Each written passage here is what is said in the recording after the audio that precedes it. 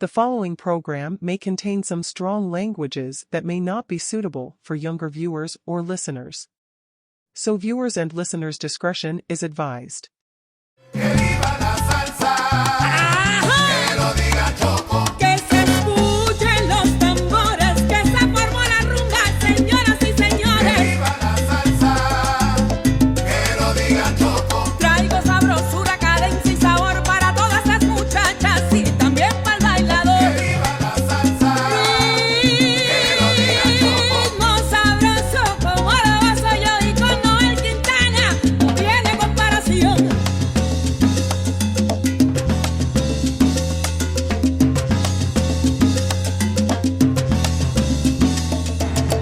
Wake up, damn it. I hope you like that intro because I know I woke up. Good morning, good afternoon, good evening. Welcome, one and all, to episode 7 of JTC, the podcast. I'm your host, One Tiny Cologne. I'd like to personally thank every one of you for checking out the podcast. Man, you have no idea how much fun this is doing. Now, for those first-time viewers, let me just give you a quick synopsis on where you're gonna find this podcast. It's basically on all forms of social media and all platforms like YouTube, Facebook, Instagram, Twitter, blah blah blah blah, all the way to the PBME production website. If you want to submit some questions or comments to the podcast, you can freely comment below on this video, or you can email me directly at jtcthepodcast@gmail.com, right underneath me. You can also join JTC the podcast group and fan page, which is located on Facebook. All links to everything that I just said will be below the video. And don't forget, like, share, and subscribe for future content. Before we continue on, just one real quick question that was asked me that I didn't go over last two episodes because the last two episodes were basically Q&A. But this one was super quick, so I don't need to go into no segues or any of that. Where do you get your music? Okay, well, guess what? I listen to music just like everybody else. Some of it I already know. Some of it has to do with the topic at hand. Some of it has to do with pretty much everything. So, but if you personally have music out there that you want me to put up here as an intro and outro to the show, yo, I have no problems with that. I'd love to do it for you. I just won't play the whole thing. I'll take out some snippets, for copyright reasons. Because I really do want people to check out your stuff. And for those of you that want to know who are the artists, if you watch the ending credits, it's all there. I put everything there, okay, including the copyrights, because I want everyone to make sure that everybody's stuff is protected. At least on my end, it's protected. The video also states that none of these none of the music, none of the content is mine, and I have no problem saying that. I'm putting it out there for all of you to check it out, and I want you to enjoy it as much as possible. So, with that being said, I'd like to reintroduce a segment that I started from the beginning, and it's come back to rear its head to officially start off the podcast by us taking a brief moment in time to dedicate this particular moment to a friend, a musician, a mentor that has inspired and mentored all of us throughout the years. Join me as we honor this important person who has touched our lives with their presence, wisdom, humor, talent, you name it, in this wonderful world that we like to call the music. Guys, come on me with the journey as we honor this guy. Check it out. Someone once said, "Go west, young man, and grow up with the country." I like to think he was talking to this man, the one and only Johnny Palanco, a legend in the Latin music for the greater Los Angeles area for nearly 3 decades. Johnny was born in the South Bronx, New York, to a family who loved Latin music and all its rhythms. He grew up listening to all the greats, from Tito Puente all the way to Los Panchos. And he took a huge interest in playing music at the tender age of 10. And by 14, was a full-blown professional musician. But growing up in New York City in the 60s and 70s, they were tough. So when he became of age, he decided to join the United States Marine Corps until his honorable discharge in 1988, where he planted himself in the Orange County area of California, where he resumed his love, which he never left, his love for music, and the rest pretty much is history. Many musicians, the who's who in the LA area, including some band leaders in their own right, all have came in and out of Johnny's boot camp of music. He was a firm but fair band leader who never tolerated any foolishness whatsoever. I ought to know. I worked with Johnny from time to time, starting, I believe, in 2005. I mean, he wasn't really much of a different person. He just had a weird sense of humor about him. But if he liked you, he will always try to protect you and make sure that you're handling your business correctly. If he didn't like you, well, it is what it is. You know, I wish I could say that every time with Palanco was great, but that wouldn't be true. Nor was it bad, nor indifferent. I'll just say that with Johnny, it was always a memorable time that'll stay with me forever. And I'm sure that many that worked with him feel the same way as I did. Both on and off the stage, he was one of a kind. To the point that even his so-called encontrarios, which is enemies, they respected him. We here at the podcast would like to dedicate this episode, and also future ones, to this great band leader, mentor, and Marine, whose impact still resonates to this day within the City of Angels. Now, I don't know about you guys, but even 2023, there are some people that would say in LA that since Johnny's passing, it has never been the same. Gracias, Johnny. You are tremendously missed. We'll honor you as best as we can. Semper Fi.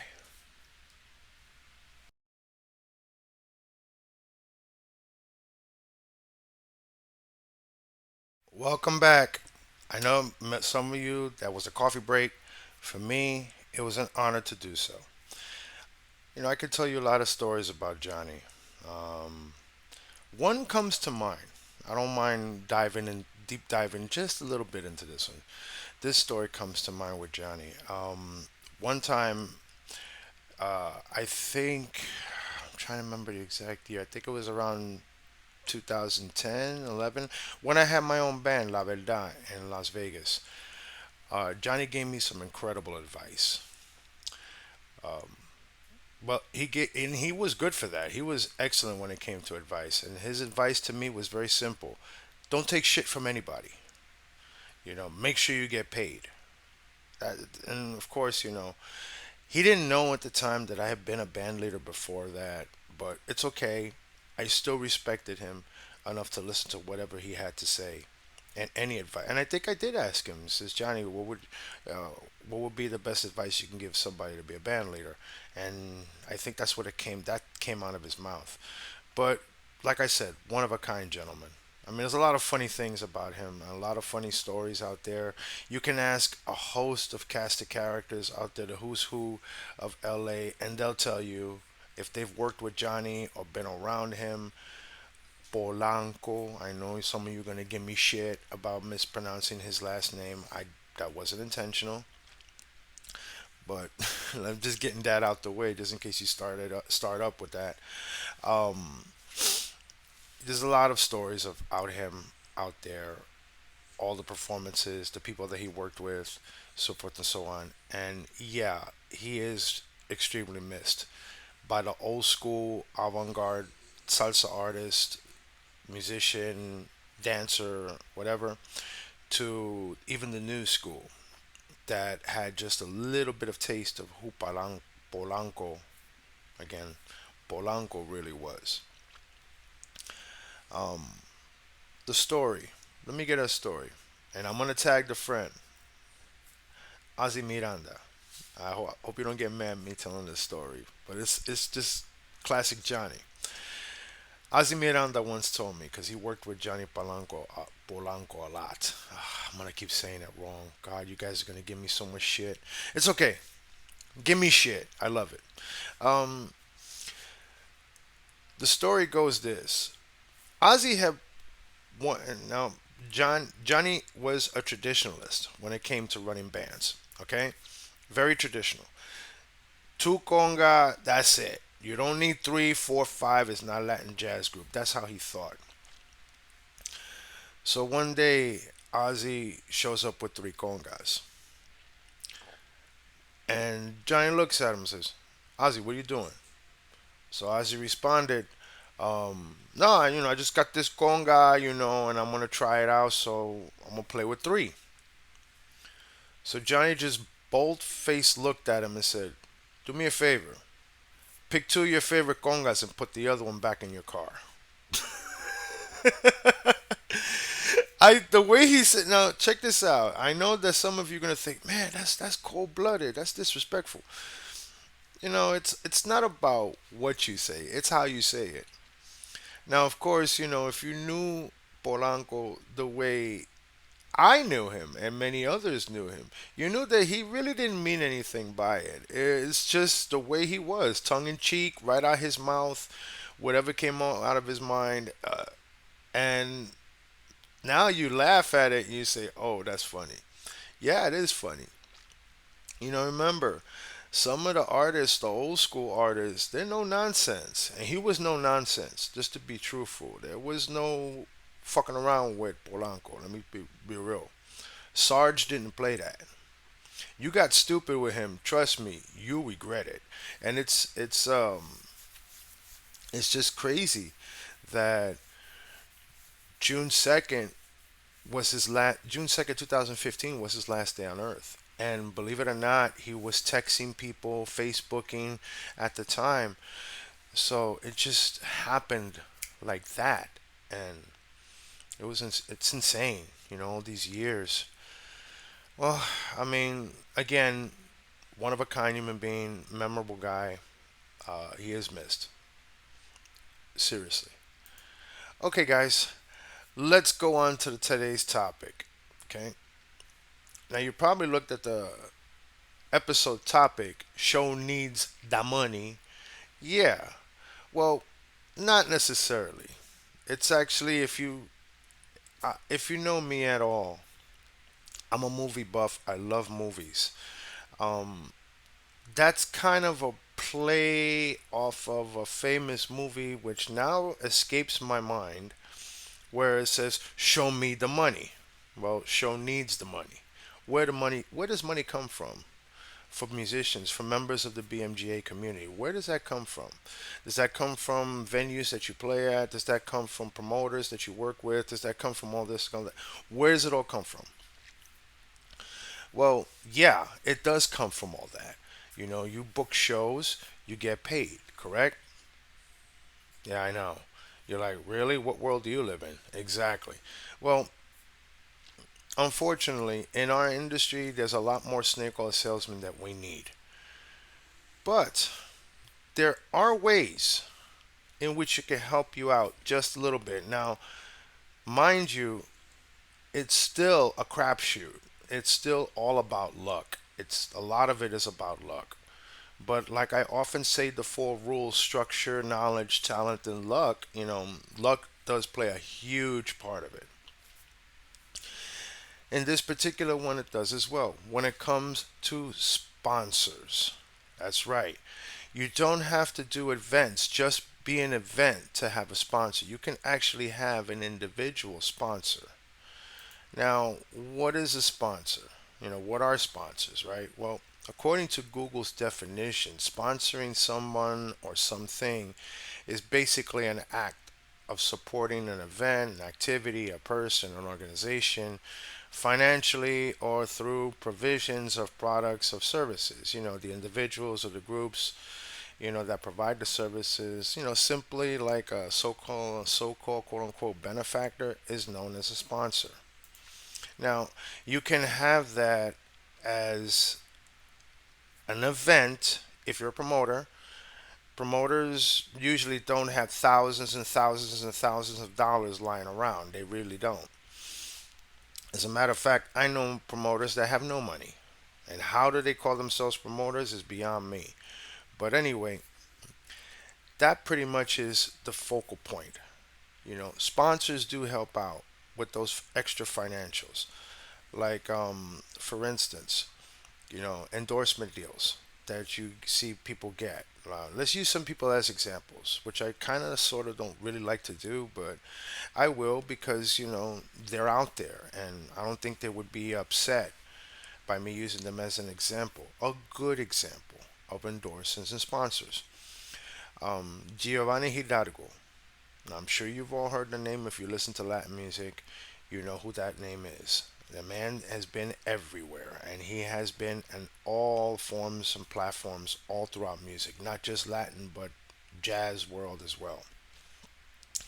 Giovanni is a sponsor by LP, to my knowledge. Now, if he has changed his sponsors, I do not know. But as I remember correctly, at one time or another, he is, or probably still is, sponsored by LP, Latin Percussions. Now, they have a Galaxy series with his name on it, and his percussion, on his skins, the congas that he uses, or maybe the timbales or the bongos. Using another man as an example, Eric Pisa, good friend of mine, and I will tag you on this too, Eric. He is also sponsored by, if I'm not mistaken, maybe Doka or LP. Please don't get mad if I get your company wrong. I know a couple of people that are sponsored by Tycoon. Now, does that mean that they get instruments for free? Not necessarily. But it does rely on the popularity in which you do have. Like if you have a high popularity, if you're really well known and you're working with artists of world renowned names, yes, you're gonna pretty much that sponsor is gonna take care of you. They're gonna make sure that your gear is their gear is your gear, and everywhere you go, you talk about it and so forth and so on. People will ask you, "Yo, what do you use?" I use this, because sponsors, what they really want is clients. So they want to be surrounded by people that can generate clients, that can generate revenue for them, which in turn generates revenue for you. Now you can have this on an individual basis. You can have this for an event. Like let's say, for instance, you do a concert. Okay, you do a concert out there. Um, you want to sponsor, right? You start putting proposals together. Look, I cannot begin to tell you the process it goes to put together a proposal to talk to a sponsor. You know why? Because everybody's different in that one. Some people just get it like this. I kid you not. I've seen it happen with my own two eyes, where they just walk into a corporation company or representative of that corporation company. They say, I want this, and they get it. Right there. The endorser's signing a cut and a check. It just happens. And then there are those who get blown off. I've seen it. So I mean, come on, you can't be in this business for as long as I have and not see and hear everything. I've seen and heard almost everything. Now, of course, there are exceptions to the rules in that case. But this one, no. Getting a sponsor could be a difficult process, it could be an easy process. But it actually depends on the who you're going after as a sponsor. Like their typical sponsors are beer sponsors like Budweiser or Corona or Modelo or Bacardi or Jack Daniels. That's your typical sponsors. The other typical sponsors is the soda sponsors like Pepsi Cola, Coca Cola, Sprite. the power drinks like Monster, Red Bull. Now, that doesn't necessarily dictate that you have to use all those products. But if you have them as a sponsor, they do help you out financially and let if you work out a deal with them. Like for instance, you have an event, you're part of the event, and I'm not talking to promoters. I'm talking to artists, band leaders, I'm talking to musicians. Yes, you can personally get sponsors for yourself. You don't necessarily have to go through a promoter to do this. Promoters, they have to get their sponsors on their own too, which helps pay for their event. But you as an individual can actually do this too. Now, what is it going to take for you to get that? You have to generate some interest in your product.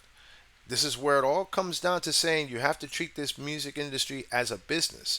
Because if you don't treat it like a business, you're not going to get anything out of this. You just can't just say, hey, hire me, pay me, and so forth and so on, and that's it. No, sometimes you have to get paid yourself. You know, the podcast, for example. I have no sponsors, so therefore, guess how much I'm making doing it? Zero.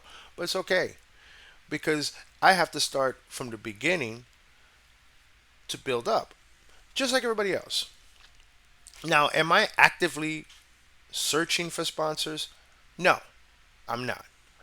Do I actively want sponsors? No, I don't. That's mine, just like it's yours. You can choose to go after the, sponsors. Now, I would suggest, and this is just a recommendation for those of you that do want some sponsorship for your events, for your live performance events. Okay, if you do want any sponsorship whatsoever, you have to actively go to them. But I would suggest you go to the ones that make sense to you. You don't have to go to the big corporations unless you have a tremendously big following. I mean, it just happens. You can actually go to the small mom and pop ones, believe it or not.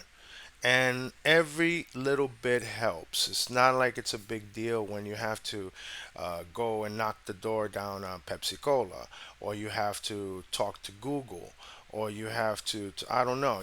You pick and choose. There's millions and millions of products out there. You can start from the beginning. You can start really small. You can start with, I don't know, a restaurant chain that needs clientele, or a bodega supermarket to those who don't live in New York. Um, you can go to them and talk to them. There's many things. Many locations, many avenues that you could talk to that do sponsorship. Find out first if they actually do that, because not everybody does. Like Chick-fil-A, to my knowledge, doesn't. They don't deal with any sponsorship that doesn't have anything to do with them. Now, there is a difference of this next word, endorsers. The differences between sponsors and endorsers is the sponsors, you go after them, you talk to them. Endorsers, they look for you because you fit the profile of what it is that they look for in a benefactor, what they look for in an advocate, quote unquote, a representative. So, in essence, they pay you too to push their products because they believe that you're a good spokesperson for their product. That's what you want. You want one or the other, or maybe you want both. But that's going to help you financially. Now, the process again is very different depending on who you are. It does not dictate the fact, and the process is not the same for everybody else. Again, I have seen it with my own two eyes where a person knocks on the door, clock, clock, clock. I don't want to bang on the table. They knock on the door of a sponsor and they say, hey, I want you to sponsor my event, so, so, so, so, so. And they do it. Some of them say, sure, no problem. And they never do. It's just, it is pretty much a crapshoot. You have a better chance of making $1 million playing the mega bucks in Las Vegas than you do getting a sponsor to pay you ridiculous money. Okay, it's pretty much that. But if you do, then good for you, man. Good luck on that one. That's pretty much the bottom line. Now, what does this have to do with the entire theme of everything? Well, here's an issue that's been going on for many, many years. A lot of members of the BMJ community, a lot of them, have pretty much been crapped on when it comes to finance. Okay, we spend so much money in our equipment. We spend so much money doing the event, getting to the event, trying for people to work with us financially in order for us to have an event, that we sometimes say to ourselves, damn, we get paid crap, not even minimum wage. I mean, you can go 8, 9 hours, an entire day, 24, aside from the behind the scenes crap that goes on. You can go forward and say, shit, man, I didn't make nothing. Yeah, it happens. Now, why is that? Well, there's various reasons why. The one foremost reason is no sponsorship. There's nobody on that flyer where you're performing, or that flyer at your event, the event that you're part of, that's helping pay for finances. You don't have any. So, therefore, if you don't have any, it's coming from maybe one source, or maybe two sources, or you're included as that source. So, it can be extremely financially difficult for a lot of you out there to have something to make any money. I'm sorry, but not everybody's born under a silver spoon. People are born broke. Let's be real. Now, especially this special concern especially comes from the Latin community, and which I'm part of. Okay, when you have sponsorship, and I always see it all the time. Always see Budweiser. I always see Goya. I always see Percadi. I always see them. I'm starting to see Butelo. Now I'm starting to see others. It's like the more and more and more of these, because they want more clientele to buy their product. And they figure, well, guess what? Live music, live musician, blah, blah, blah. Two and two equals four. You know? Sometimes it doesn't work out that way either. Sometimes, Pacadi or Butelo, Goya, or whatever, they're tired of sponsoring groups. Seriously, they are. Because some of them have good experiences and some of them have crap experiences. So I would suggest, and this is just a suggestion when it comes to sponsorship, when it comes to finding endorsees that want to get in quote unquote bed with you of some sort, or you want to lay with, okay, or you want to do business with. Let me just say that because the other is kind of messed up. Um, those that you want to do business with, make sure that they have a good fit for you. Don't just pick anybody.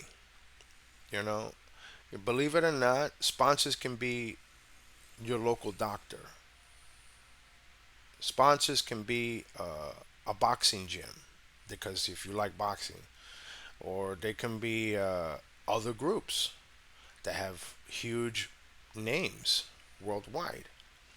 You know what I'm saying? So it's like that's usually how it works with the sponsorship. I suggest a lot of you people out there that are part of the BMGA community, and you're probably wondering, what the hell is BMGA? Look at the last episodes. I'm not going to keep explaining that.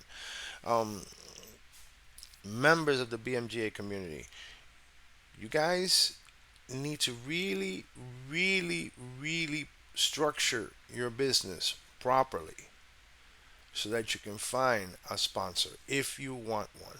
And that's the big word.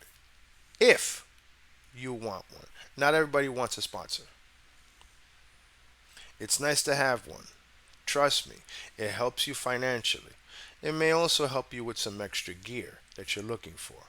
Movies out there, they have sponsorship. I don't know if you ever really watched movies, the credit scenes at the end, the sponsors for their product, they usually have that. Some podcasts have sponsors when they do commercials or PSAs, as they say. public service announcements. When they do stuff like that, they have sponsors, which helps them financially to buy equipment, to get this, to get that. The same thing can be said for live groups. Same thing can be said for members of the BMGA community. Bands, musicians, musical groups, artists. There, I said it. So you have it for that too. So think about what sponsor works for you and the process that you have to go through. Now, let me just give you my process, so maybe this might help you. Okay, one time someone told me, and this is years ago when I was younger, when he said, "Hey, maybe you should get a sponsor." And I said, "Well, how do you go about that?" And I says, "Oh, it's not that hard. The process isn't hard. Put together a proposal, and not everybody knows how to do a proposal, believe it or not. A proposal is pretty much in paper writing what it is that you bring to the table. That's right. If you're an artist and you have record sales, you need to put that down. If you have a fan base, you need to put that down. You need to put down pretty much your EPK, which is your email press kit, or PKs, which is press kit. You need to put that down, all of it.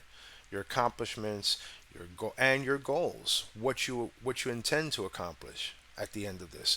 So you're putting all that down, and then you send it out to that sponsor, and then you try to make sure that they get it and they read it, and there is some sort of a communication factor, some sort of relationship built.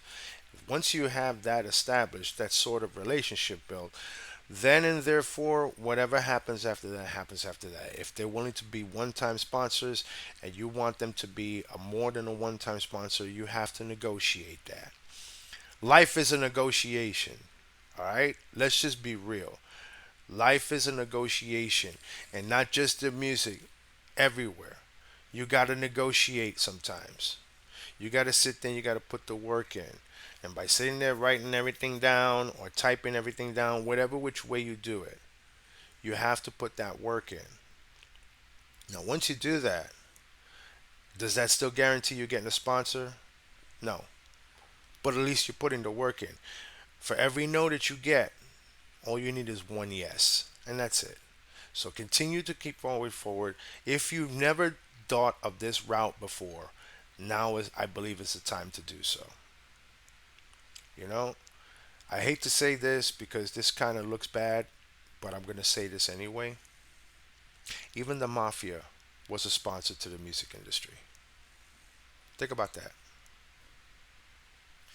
And that's going to bring this episode to a close. I want to thank everybody for watching and listening to this podcast. Stay tuned for episode 8 in 2 weeks on June 19th, 2023. Before I go, I just want to say something really quick, and I want to use this time to express myself, which I probably did already in past podcasts. I really don't watch them, so therefore, I don't know if I'm repeating myself over and over and over and over and over, which can be kind of redundant, but I will. In this case, I think this is needs to be said. All right. I just want to reiterate something to all of you out here. And I want to put this as plain as I possibly can. Okay? Again, this podcast is to help. I will. I've made a promise to myself, and I will. I'll say it again because I kind of got sidetracked. I will never promote poison. Now, you're probably wondering what I mean by poison. It's called negativity. I'm not going to promote poison. So I'm going to call it poison. I'm never going to promote that. I'm not going to go out of my way to initiate poison. If something happens to me per se, me as a human being, the man, okay, the human being. If something happens to me, I don't want anyone to associate me with promoting poison. You don't deserve that. There's enough poison out there to last a lifetime. I mean, come on. I'm not blind, and I know none of you are either. You can look out the window, you can watch TV, and you can see all poison all over the place. As a matter of fact, drama sells. I'm not into drama. Okay, I actually do like to live a peaceful life, and the more peaceful life I live is because I've lived a lot of drama in 49 years. I don't want to deal with drama anymore. Zero. Now, of course, you do need just a little bit. Let's be really real. You do need just a little bit of drama just to keep your life somewhat interesting, but not to the point where it affects your health. Not to the point where it affects not only your physical health, your mental health, but your emotional health. You don't need that. Okay? If you ask me what my favorite TV shows are, I guarantee you none of them have to do with drama. Except for one, which is The Walking Dead. I love The Walking Dead. But that has nothing to do with drama. That's just survival. Drama to me is like keeping with the Kardashians. That's drama. Drama to me is anything that has the word Real Housewives on it. That's drama. Okay? To me, that's drama. And I don't promote that shit. Jerry Springer. When I was growing up, I watched a little bit of it. I know he passed away recently. God rest his soul. But you know what? I don't need that shit. I don't watch Wilkos either. So I don't watch anything that has to do with drama. Because to me, that's excessive drama. It's too much. It's too much negative. I don't see any positive coming out of that. So I'm never going to promote poison in that way.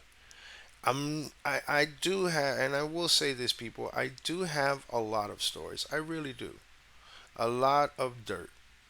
But I'm not gonna reveal that dirt or blow smoke, or as they say, get smoke with anybody.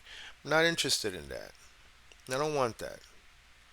I mean, it's very easy to get clickbaits in this for this video. It's very simple. All I have to do is mention a name, and then the rest is off to the races. And then I can promote poison and be venomous and hurt someone. There's no benefit for that. I will never do that. You have my word. The last time I checked, I'm still a man of my word.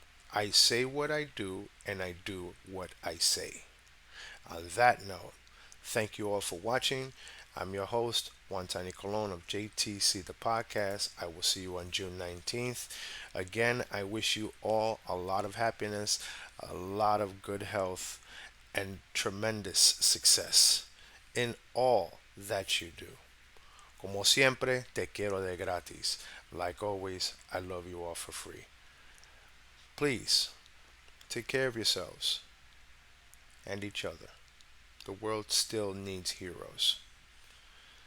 Let's never promote poison. I'm out.